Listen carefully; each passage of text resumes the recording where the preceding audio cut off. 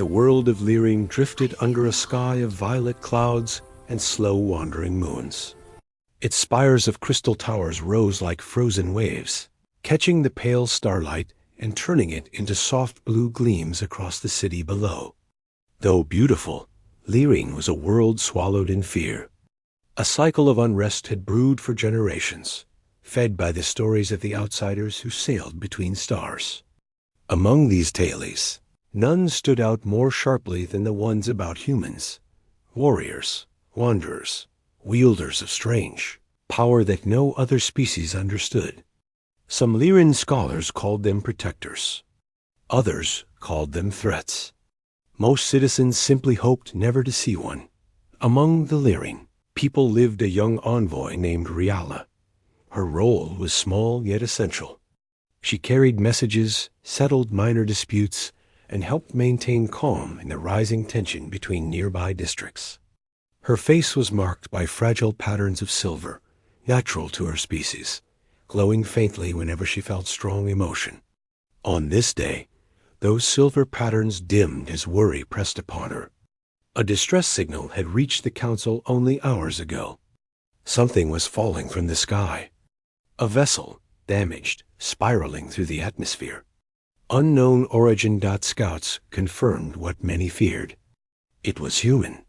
The crash site lay in the outskirts of the city, beyond the ridge of silver-tinted cliffs. Smoke rose from the broken vessel like a mourning banner. The council refused to send their officials. Fear kept them caged behind their grand marble doors. That left Riala to accompany a small rescue group. She went not because she was brave, but because she believed danger grew worse when no one faced it. The journey took them across rough plains until the remains of the vessel came into view. Jagged metal lay scattered around the crater. Parts of the hull burned with orange flame, lighting the gray dust that swirled in the breeze. Riala stepped forward carefully, her heart thundering. Every story she had heard painted humans as unpredictable forces of nature. Yet she also knew that a crash survivor was no monster, but a person in need. That truth pushed her forward while her companions stayed back. Inside the shattered vessel, the air smelled of melted metal and cracked circuitry. Sparks flickered along the broken panels. Riala lifted a fallen beam using a tool made for resonance manipulation, a talent her species possessed naturally. Beneath the debris lay a human. A male, tall even while unconscious, with dark hair matted by dust and blood. His skin was bruised, but his breathing was steady. Riala had expected someone fierce, ready to harm even while injured. Instead, she saw vulnerability. Her silver markings brightened with sympathy. She touched his shoulder gently. The human stirred, eyes opening slowly. They were startlingly clear, reflecting the glow of the ruined cockpit. His gaze darted around, confusion tightening his brow. When he saw her, something like alarm flashed across his face. Riala stepped back, palms raised in calm greeting. "It is safe," she said softly. The human breathed deeply and winced at the pain in his ribs. He sat up with difficulty. Riala supported him without thinking. His gaze softened with gratitude. His voice was quiet, rough from smoke, but polite when he spoke his name. His name was Leon, simple, unthreatening. The rescue group approached only once Riala signaled that there was no danger. Even then they kept a cautious distance. Leon tried to stand, but nearly collapsed. Riala steadied him once again.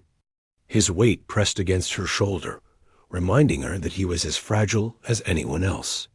The council could imagine humans as fearsome beings, but here stood a man barely able to walk. They brought Leon to the city infirmary, where healers applied soothing energy to his wounds.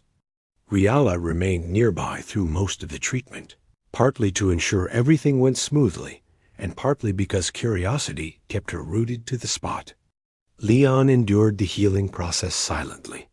He observed everything around him, as though trying to memorize a world he had not expected to see. When Riala asked if he understood her language, He nodded slowly. It took 2 days for Leon's condition to stabilize. During that time, Riala visited often, bringing updates and small items of comfort. Their exchanges remained simple. She asked about his vessel. He explained it had been damaged by a meteor cluster during hyperspace passage. She asked about his journey. He answered with gentle humor despite his exhaustion. Every moment softened the idea she had carried for years. Humans were not what legends made them. On the 3rd day, Leon could walk again. He moved with slow determination, testing each step carefully. When Riala entered his room, he looked up, surprised yet glad to see her. She offered him a crystalline fruit common in their region. He took it politely, tasting it with a curious expression before smiling. "It is good," he said. His simplicity warmed her. Her silver markings brightened slightly. The council summoned Riala later that afternoon.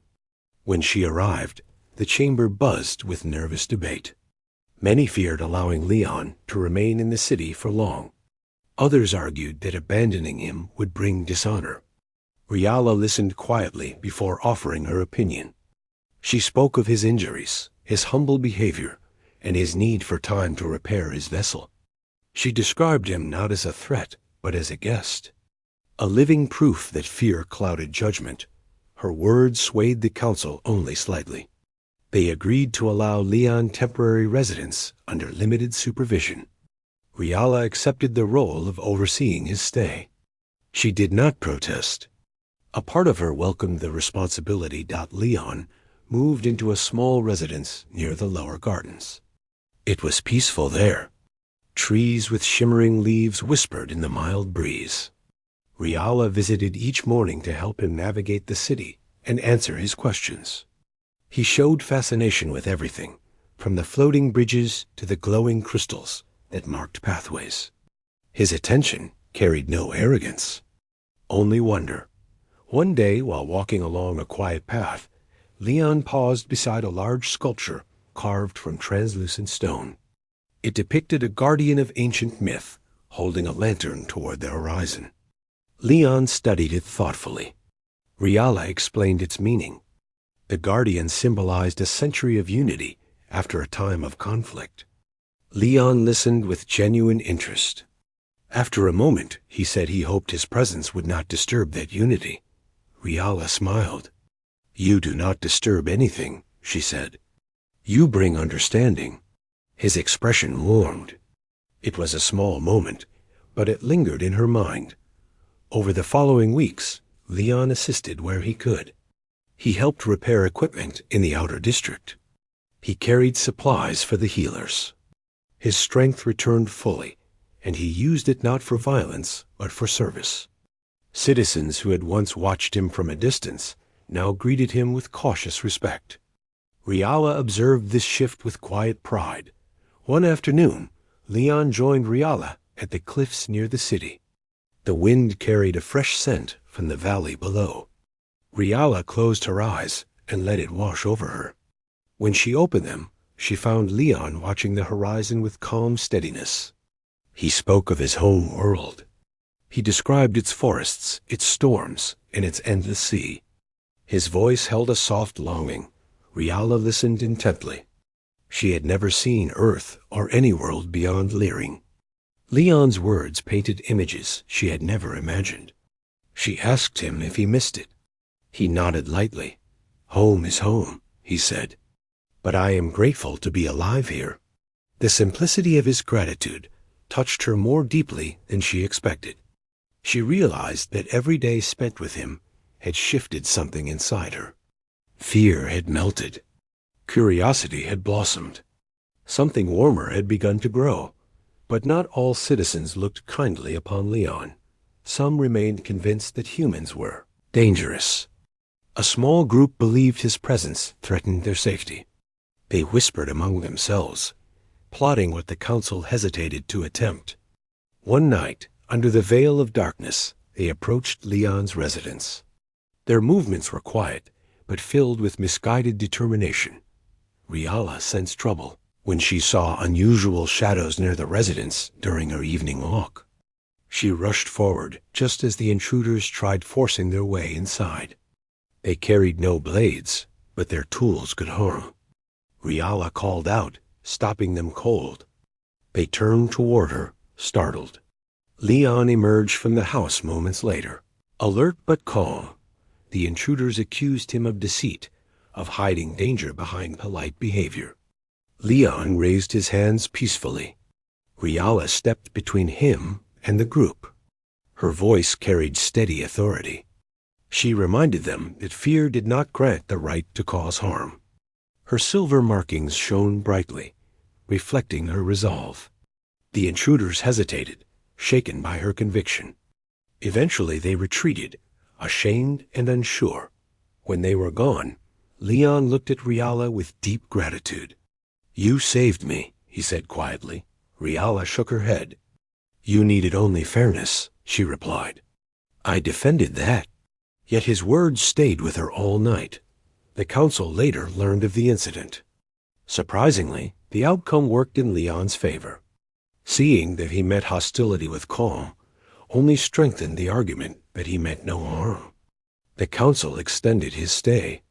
Some even offered official assistance for repairing his vessel. Leon accepted the help, but admitted to Riala that leaving would not be simple. He had grown attached to Lyring. He had grown attached to the peace it offered. And more than that, he had grown attached to her company. Riala felt her markings glow warmly at his admission, at the final stage of his vessel. Repair required energy crystals, found only in the upper caverns. These caverns were beautiful, but unstable. Riala insisted on guiding him. Leon agreed. They traveled to the caverns the next morning, car